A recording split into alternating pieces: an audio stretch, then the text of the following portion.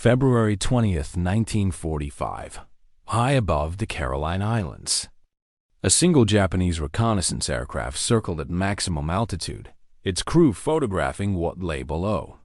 The pilot's hands trembled as he adjusted his camera. Stretched across Ulithi Atoll's lagoon lay the largest concentration of naval power ever assembled in human history. More than 600 warships crowded the anchorage. Carriers, battleships, cruisers, destroyers, supply vessels extending to the horizon. The pilot had been briefed to expect perhaps 100 American ships. He was looking at 6 times that number. This moment marked the turning point in how Japan's military leadership understood the Pacific War. For 3 years, Japanese propaganda had insisted that American industrial power was exaggerated, that Japan's spiritual strength would overcome material disadvantage, that the Americans lacked the will to fight across the vast Pacific. But photographs don't lie. The reconnaissance images from Ulithi reached Imperial Japanese Navy headquarters within 48 hours. What those photographs revealed would shatter every assumption Japanese planners had made about their enemy's capabilities. This is the documented story of how Japanese military leaders confronted an impossible truth, how verified intelligence reports and first-hand observations forced a complete reassessment of Japan's strategic position, and how the sheer scale of American naval power, anchored in a single lagoon, demonstrated that Japan was fighting an unwinnable war. The evidence came from Japan's own reconnaissance. The conclusions were inescapable. Ulithi Atoll, a small coral formation in the Western Pacific, had been occupied by American forces in September 1944. Naval construction battalions, known as Seabees, transformed the lagoon into the largest forward naval base in the Pacific Theater. Official U.S. Navy records document the facility's rapid development. By February 1945, Ulithi could accommodate over 700 vessels simultaneously. The lagoon measured roughly 20 miles long and 10 miles wide. Deep water channels allowed unrestricted access for the largest warships. Japanese intelligence had tracked American naval movements throughout 1944 and early 1945. Reports noted increased activity in the Caroline Islands, but the scale remained unclear until the February reconnaissance mission. Commander Matsuo Fukita, who had led the Pearl Harbor attack and survived the war, later wrote in his 1955 memoir, Midway, The Battle That Doomed Japan, that intelligence officers were stunned when the Ulithi photographs were developed. The images showed not just frontline warships, but an entire logistics infrastructure. Repair ships, hospital ships, ammunition vessels, oilers carrying millions of gallons of fuel, floating dry docks capable of servicing damaged carriers, seaplane tenders, destroyer tenders, supply ships stacked with provisions. According to Japanese naval intelligence assessments preserved in post-war Allied interrogation records, analysts counted more than 600 vessels in the February photographs. This represented approximately 2/3 of the entire U.S. Pacific Fleet concentrated in one location. The implications were immediate and devastating. Japan's entire remaining carrier force numbered 4 operational flat tops. The Americans had more than 20 fleet and light carriers visible at Ulithi alone. Japan's battleship fleet had been reduced to fragments. Ulithi held at least 8 fast battleships of the Iowa and South Dakota classes. But the numbers told only part of the story. What truly shocked Japanese analysts was the infrastructure. The Americans weren't just deploying ships. They were sustaining an entire fleet indefinitely, thousands of miles from their home ports. In early 1945, Japan's strategic situation had deteriorated dramatically. American forces had captured the Mariana Islands in summer 1944, placing B-29 bombers within range of the Japanese home islands. The Philippines campaign was nearly complete. The The Battle of Leyte Gulf in October 1944 had gutted Japan's remaining naval strength. Japanese military leadership understood they were losing. But understanding defeat in abstract terms differed from confronting its physical manifestation. Vice Admiral Ugaki, commander of the 5th Air Fleet, maintained a detailed diary throughout the war. His diary, published in English as Fading Victory in 1991, provides verified first-hand documentation of Japanese command thinking. On February 23, 1945, 3 days after the Ulithi reconnaissance, Ugaki wrote, "Intelligence reports from the Caroline area confirm enemy strength beyond our previous estimates. The concentration at Ulithi suggests offensive operations of unprecedented scale." Ugaki's diary entries reveal a commander grappling with mathematical reality. Japan's aircraft production in early 1945 averaged approximately 1,500 planes monthly, according to United States Strategic Bombing Survey data collected after the war. American production exceeded 9,000 aircraft per month. The naval imbalance was even more severe. The Japanese Naval General Staff maintained detailed intelligence files on American fleet composition. These documents, captured by American forces in 1945 and now housed in the National Archives, show how Japanese analysts tracked every major U.S. warship. Following the Ulithi reconnaissance, naval intelligence compiled a comprehensive assessment. The report, dated February 25, 1945, listed vessels identified in the photographs and cross-referenced them with known American construction programs.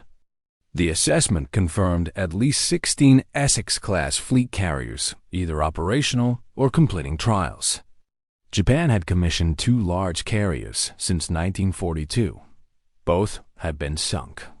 Fast battleships at Ulithi included Iowa, New Jersey, Missouri, and Wisconsin. Each displaced 45,000 tons and carried 9 16-inch guns. Japan's super battleships Yamato and Musashi had been superior in tonnage and armament. Musashi sank at Leyte Gulf. Yamato remained Japan's last operational capital ship. But battleships no longer determined naval supremacy. Carrier aviation did. The intelligence report noted more than 200 destroyers visible at Ulithi. Japan's entire destroyer force numbered approximately 60 operational vessels. American destroyers carried advanced radar fire control systems. Japanese destroyers relied primarily on optical rangefinders. Captain Toshikazu Ome, a Naval General Staff Operations Officer, testified in post-war interrogations conducted by the United States Strategic Bombing Survey. He stated, "By February 1945, we understood that American naval strength was approximately 10 times our remaining capacity. The Ulithi photographs made this ratio visible in a single image." What separated American naval power from every previous maritime force in history was not just the number of combat ships. It was the logistics infrastructure. Ulithi served as a complete mobile naval base. Fleet oilers allowed task forces to refuel at sea without returning to port. Ammunition ships restocked depleted magazines. Repair ships conducted maintenance that previously required dry dock facilities. Japanese logistics operated on fundamentally different principles. Fuel shortages had become critical by 1945. According to Japanese oil production reports compiled during post-war assessments, domestic refineries produced less than 1 million barrels monthly. The Pacific Fleet at Ulithi consumed more fuel in 1 week than Japan produced in a month.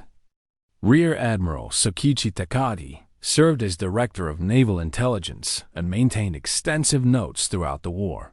His writings, preserved in Japanese naval archives and translated in Samuel Eliot Morrison's History of United States Naval Operations in World War II, reveal the psychological impact of these logistics disparities. Takagi wrote in March 1945, We are attempting to fight a modern naval war with resources adequate for a regional conflict. The Americans have created a system that makes distance irrelevant. They have brought their industrial base to our waters. This was not hyperbole. It was accurate assessment. The American fleet train concept evolved from painful lessons learned in 1942 and early 1943. U.S. Navy planners recognized that offensive operations across the Pacific required sustained presence thousands of miles from established bases. Service Squadron 10, commanded by Commodore Warrell Carter, pioneered the mobile logistics system. Carter's squadron included fleet oilers, ammunition ships, store ships, repair vessels, and floating dry docks. By 1945, Service Squadron 10 had grown to over 400 vessels. Carter testified before naval planning boards after the war. His testimony, preserved in Naval War College archives, emphasized that logistics vessels outnumbered combat ships in most Pacific operations. For every carrier, battleship, or cruiser at Ulithi, there were 3 or 4 support vessels. This ratio stunned Japanese observers. Japanese naval doctrine emphasized combat efficiency and spiritual superiority. Logistics received comparatively little attention. Captain Asushi, who served in the Naval General Staff's logistics section, wrote in his postwar analysis, "Why Japan's anti-submarine warfare failed. The Japanese planners never fully grasped how American logistics enabled sustained offensive operations." The Ulithi photographs made this failure impossible to ignore. The Fast Carrier Task Force, designated Task Force 58 under 5th Fleet or Task Force 38 under 3rd Fleet, represented the concentrated striking power visible at Ulithi. Vice Admiral Mark Mitcher commanded Task Force 58 in early 1945. His force typically operated in 4 task groups, each built around 4 fleet carriers, supported by battleships, cruisers, and destroyers. Official use Navy action reports, available through the National Archives, detail the standard composition. A single task group could launch over 300 aircraft. Task Force 58's full strength approached 1,200 carrier aircraft. These were not obsolete designs.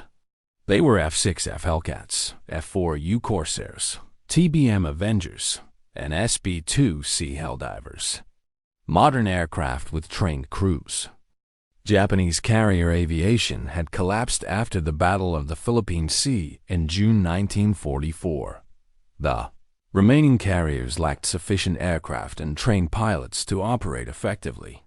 According to Japanese naval aviation statistics compiled in the Strategic Bombing Survey, Japan had approximately 500 carrier-capable aircraft in early 1945.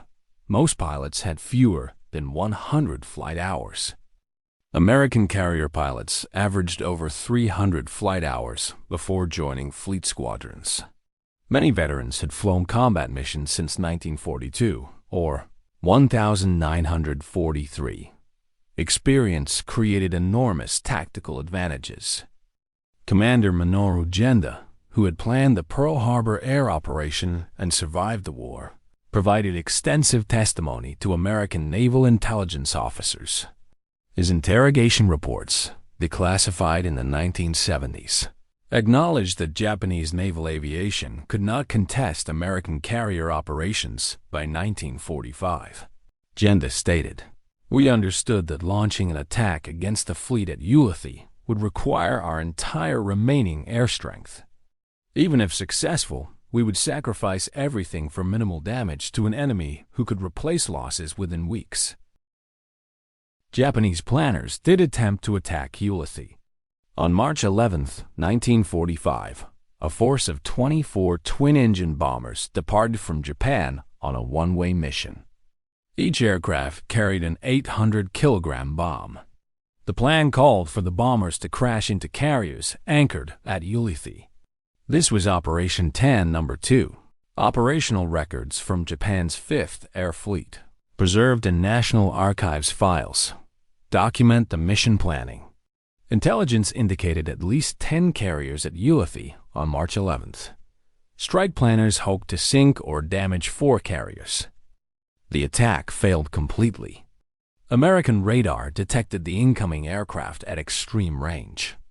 Night fighters from Enterprise, operating with radar guidance, intercepted the formation. Most Japanese bombers were shot down before reaching Ulithi. A few aircraft penetrated the defenses, but struck no major vessels. One bomber crashed into the seaplane tender Misisinua, causing minor damage. Of 24 aircraft launched, all were lost. American casualties totaled fewer than 20 personnel. No carriers were damaged. Vice Admiral Ugaki recorded the mission's failure in his diary entry of March 12th. Operation Tan achieved nothing. The enemy's radar and night fighter capabilities make such attacks suicidal without corresponding results. Our sacrifice ratio has become unsustainable. This assessment reflected broader Japanese recognition that American technological and material advantages had grown insurmountable. Behind the ships at Ulithi lay an industrial base operating at scales Japan could not match. American shipyards launched an Essex-class carrier approximately every 2 months throughout 1944 and early 1945. Each carrier required roughly 2 years from keel laying to commissioning. But with more than a dozen shipyards working simultaneously, production rates overwhelmed any possible Japanese response. The United States Strategic Bombing Survey compiled comprehensive data on both American and Japanese production. These reports, published in 1946 and available through military archives, provide verified production statistics. In 1944, American shipyards completed 16 fleet carriers, 33 escort carriers, 20 cruisers, 169 destroyers and destroyer escorts, and 39 submarines. Japanese production the same year totaled 3 carriers, 2 cruisers, 47 destroyers and escorts, and 37 submarines. The carrier ratio alone 16:3 illustrated the disparity, but absolute numbers understated the gap. American carriers were larger, faster, better protected, and carried more aircraft than Japanese designs. Japanese carriers completed in 1944 included the converted battleship carriers Ise and Hyuga, which could carry only limited aircraft, and the fleet carrier Shinano, converted from a Yamato-class battleship hull. Shinano sank on her maiden voyage, torpedoed by the submarine Archerfish. Captain Toshikazu Ome testified in Strategic Bombing Survey Interrogations.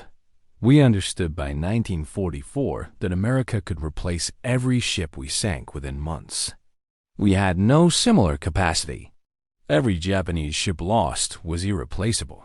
This reality shaped Japanese strategic planning in 1945. Unable to contest American naval power through conventional means, Japanese commanders embraced suicide tactics as a last resort. The Special Attack Units, commonly known as kamikaze forces, began organized operations during the Philippines campaign in October 1944. Vice Admiral Takejiro Nishi, commander of the 1st Air Fleet, initiated the program.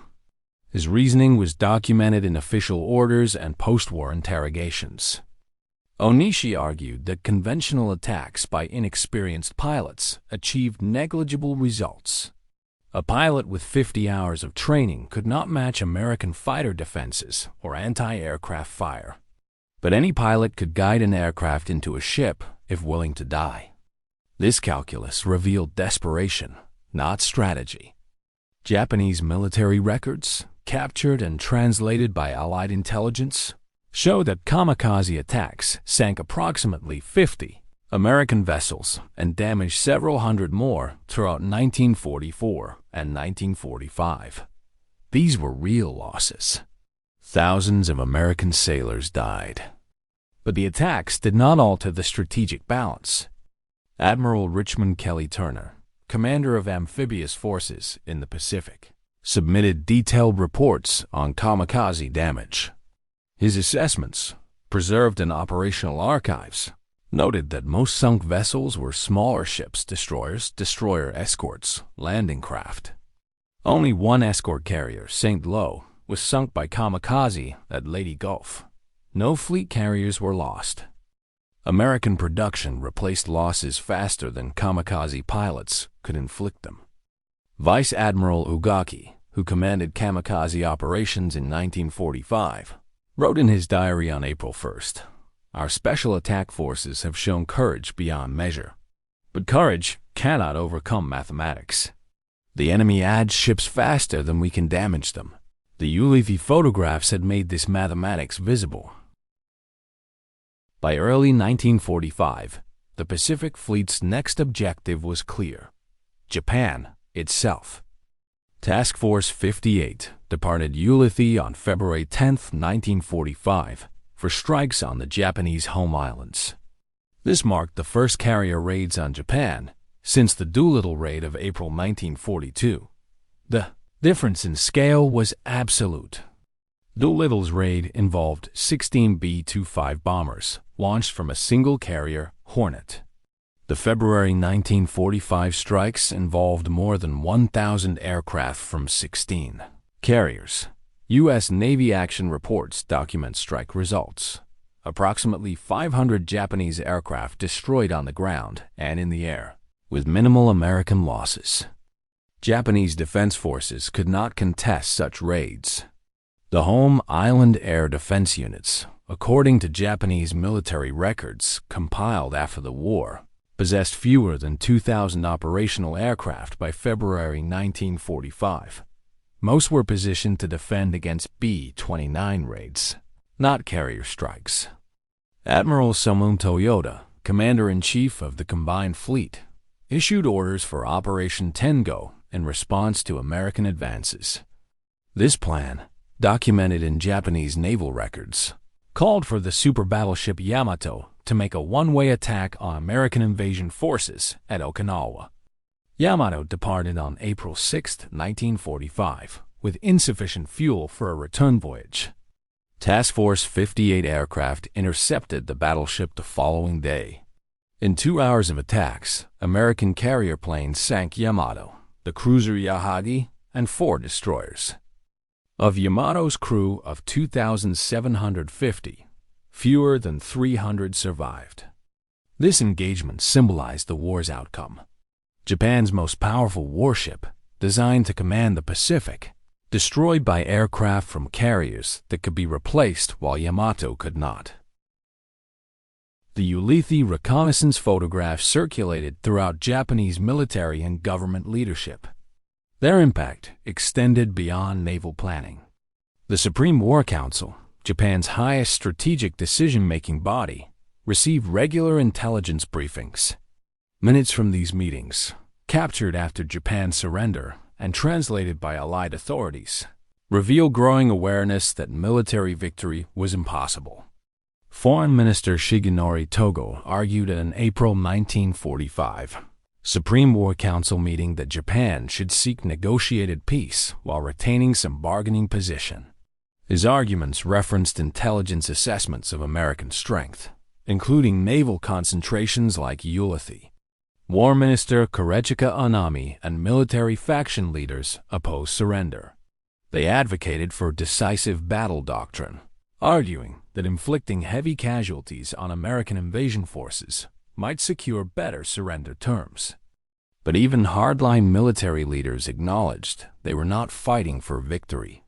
They were fighting for terms. Admiral Takagi, who served as a strategic advisor, wrote in classified memoranda discovered after the war that American material superiority made prolonged resistance futile. He noted specifically that American ability to project naval power to Japan's shores while simultaneously supporting operations across the entire Pacific demonstrated industrial capacity Japan could never match. The Ulithi photographs provided visual evidence for what strategic analysts already understood through statistical analysis. Ulithi represented only one aspect of American military power in 1945. In Europe, the Third Reich collapsed in May 1945. This freed substantial American and British forces for redeployment to the Pacific. Japan's military planners understood that American strength would only increase. Strategic bombing intensified throughout spring and summer 1945. B-29s burned Japanese cities systematically. Fire raids on Tokyo in March killed more than 100,000 civilians. Similar raids struck every major Japanese city. The submarine blockade strangled Japanese logistics. American submarines sank over 1,000 Japanese merchant vessels during the war, according to Joint Army-Navy Assessment Committee data.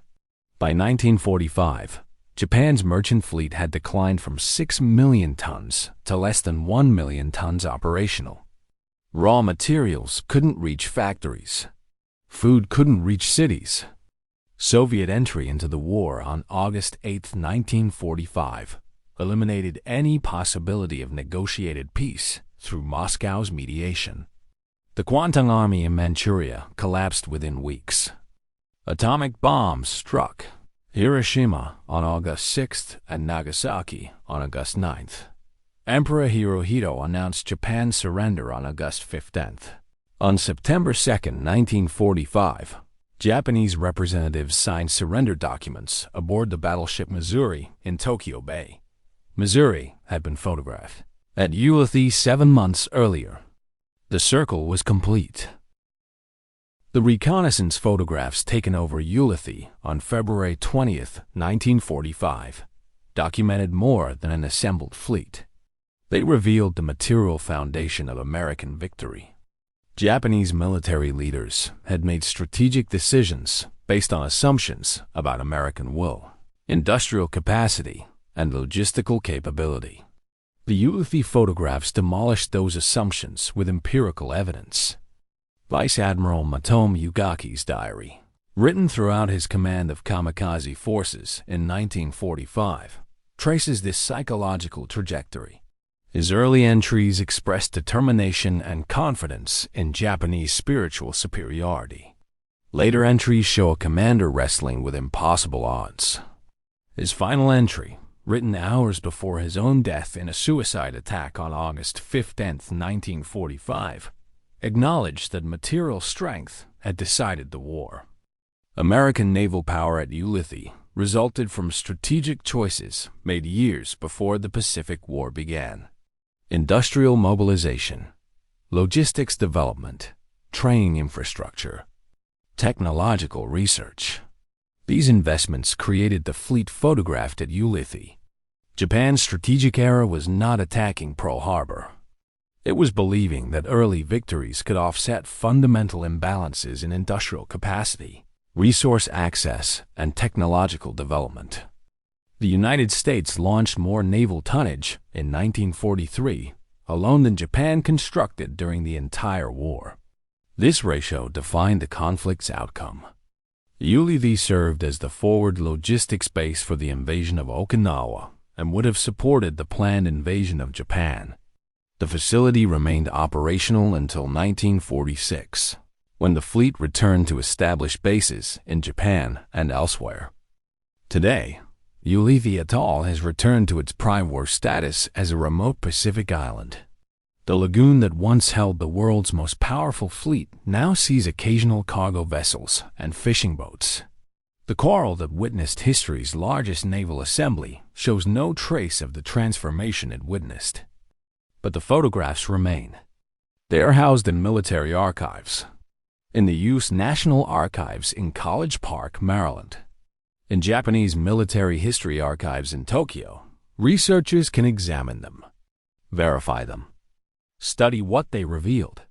Those images documented a moment when military power could be measured in a single frame, when the outcome of history's largest war became visible and ships stretched to the horizon.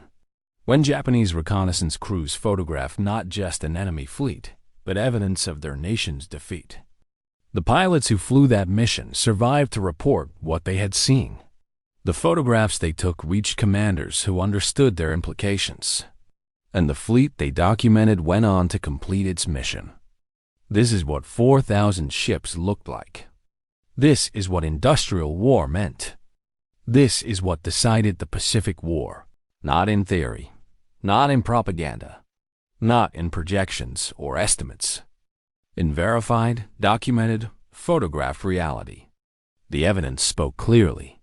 Japan's leaders heard it, and they knew